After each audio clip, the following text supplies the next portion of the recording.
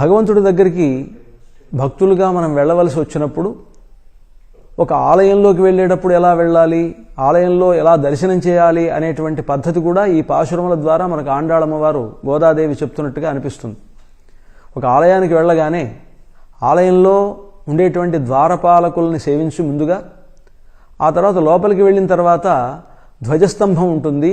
ఆ ధ్వజస్తంభమే కొడిత్తోన్ను తోరణవాసల్లని ఆ ధ్వజస్తంభం దగ్గర నమస్కరించి ఆలయంలోకి వెళ్ళిన తర్వాత ముందుగా భక్తుల్ని అందరినీ కూడా మనం సేవించి తర్వాత అమ్మవారి దగ్గరికి వెళ్ళి ఆ తర్వాత స్వామివారిని సేవించాలి అనేటువంటి ఒక క్రమం అనేటువంటిది, ఒక విష్ణువాలయంలో మనం ఏ విధంగా మనం ఆలయ దర్శనం చేయాలి అనేటువంటి పద్ధతి కూడా గోదాదేవి ఈ పాశురాల్లో చెప్పినట్టుగా మనకు కనిపిస్తుంది.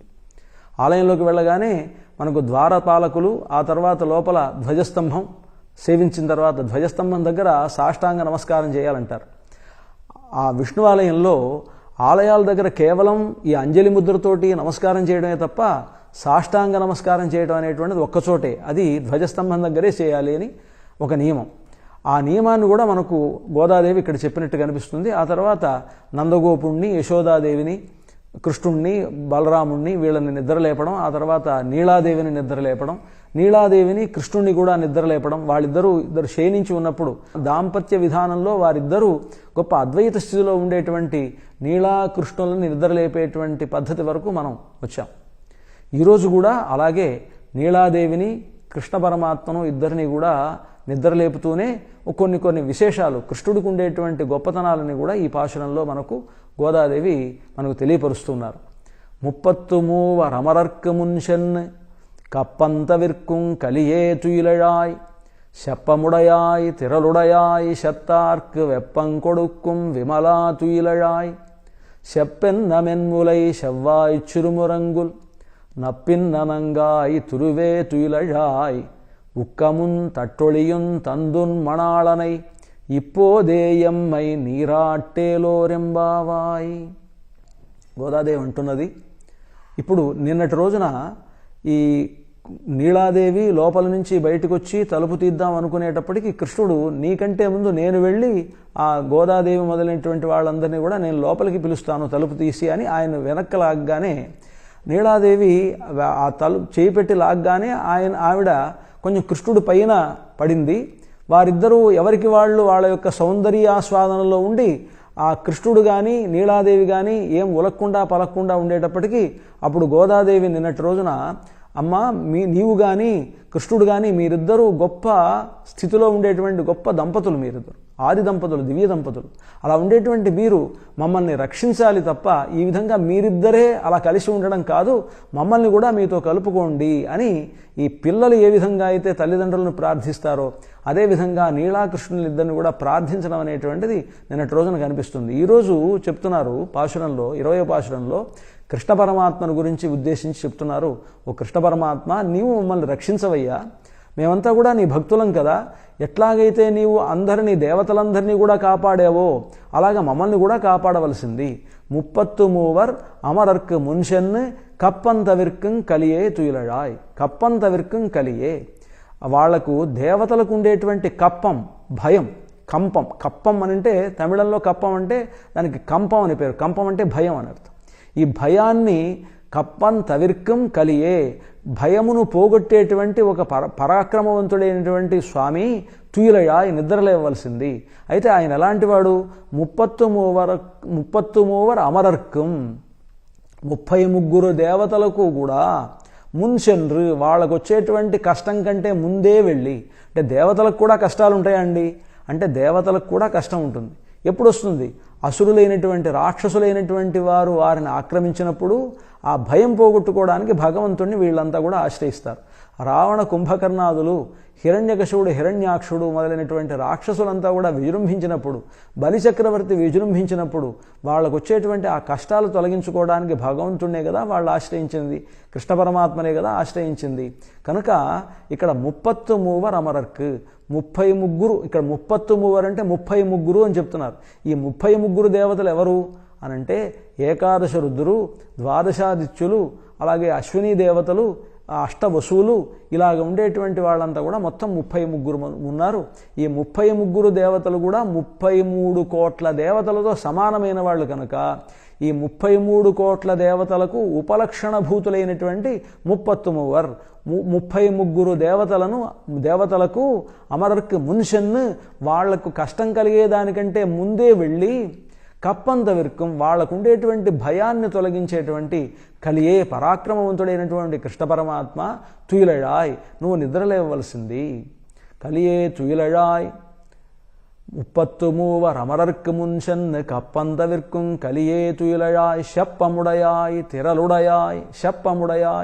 తిరలుడయాయ్ గొప్ప రుజుస్వభావం కలిగినటువంటి స్వామి శప్పముడయాయ్ తిరలుడయాయ్ గొప్ప బలం కలిగినటువంటి స్వామి శప్పముడయాయ్ తిరలుడయాయ్ శత్తార్క్ వెప్పంకొడుక్కుం విమలా తుయిలళాయ్ శత్తార్క్ శత్రువులైనటువంటి వారికి వెప్పంకొడుక్కుం వాళ్లకు భయాన్ని కలుగజేసేటువంటి శత్తార్క్ వెప్పంకొడుక్కుం విమలా తుయిలళాయ్ విమలుడైనటువంటి వాడా. ఇక్కడ విమలన్ అని చెప్పడంలో పరిశుద్ధుడు అని అర్థం. భగవంతుడి దగ్గర శుద్ధ సత్వగుణం ఉంటుంది కనుక విమలా అలా విమలుడైనటువంటి ఓ శ్రీకృష్ణ పరమాత్మ తుయిలళాయ్ నిద్రలేవలసింది. అంటే మరి ఆయనకు శత్తార్ అంటే ఆయనకి శత్రువులు ఉంటారా అంటే భగవంతుడు ఎప్పుడు కూడా చెప్తాడు నమే ద్వేష్యోస్తి న ప్రియ, నాకు శత్రువు లేడు, నాకు ఇష్టమైనటువంటి వాడు లేడు, నేను అందరి విషయంలో సమానుణ్ణి, సమోహం సర్వభూతేషు, నేను అందరికీ కూడా సముణ్ణే అని చెప్పినటువంటి కృష్ణుడి విషయంలో ఈ గోదాదేవి ఏం చెప్తోంది శత్తార్క్ అంటున్నారు కదా, అంటే శత్రువులకు ఆయన కష్టం కలిగజేస్తాడంటే ఆయనకు శత్రువులా అంటే కాదండి, భగవంతుడికి ఎవరు శత్రువులు లేరు. మరి ఎవరు ఆయనకి శత్రువులు అంటే ఒక సందర్భంలో కృష్ణుడే చెప్తాడు. దుర్యోధనుడు అడుగుతాడు కృష్ణుడిని, ఓ కృష్ణ నువ్వు మేమంతా కూడా ఉంటే మా ఇంట్లోకి రాకుండా నువ్వు విదురుడి దగ్గరికి వెళ్ళి భోజనం చేశావు కదా, విదురుడి దగ్గర ఉండేటువంటి ఆతిథ్యం స్వీకరించావు, నేనున్నాను, పోనీ నేను కాదంటే భీష్మ పితామహుడు ఉన్నాడు, ద్రోణాచార్యుల వారు ఉన్నాడు, కృపాచార్యుల వారు ఉన్నారు, ఇంతమంది ఉంటే మా దగ్గర ఎక్కడా కూడా నీవు ఆతిథ్యం స్వీకరించకుండా విదురుడి దగ్గరికి వెళ్ళి విదురాన్నాని బుభుజే విదురుడి దగ్గరికి వెళ్ళి భోజనం చేశావే, ఆయన ఆతిథ్యం స్వీకరించావే, అది ఎట్లా అంటే అన్నాడు కృష్ణ పరమాత్మ, శత్రువుల దగ్గరికి వచ్చి శత్రువులకు ఎప్పుడు కూడా భోజనం పెట్టకూడదయ్యా, వాళ్ళ దగ్గర భోజనం తినకూడదు, భోజనం పెట్టకూడదు అన్నాడు. అంటే అప్పుడు మీకు శత్రువు ఎలా అవుతాము అన్నాడు.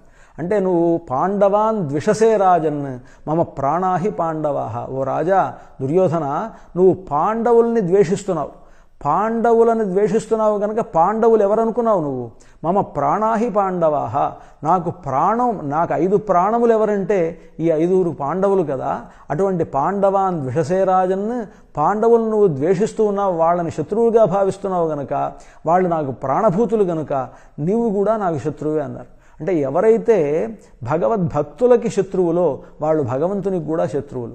చాలామంది అనుకుంటుంటారు భక్తుల్ని చూసి ఎగతాళి చేస్తారు, భక్తుల్ని ఇబ్బంది పెడుతుంటారు చాలామంది, కానీ భగవంతుడికి ఆయనకు చేసేటువంటి అపచారముల కంటే తన భక్తులకి చేసేటువంటి అపచారముల వల్ల ఎక్కువ పాపం ఏర్పడుతుంది అని శాస్త్రముల ద్వారా తెలుస్తోంది.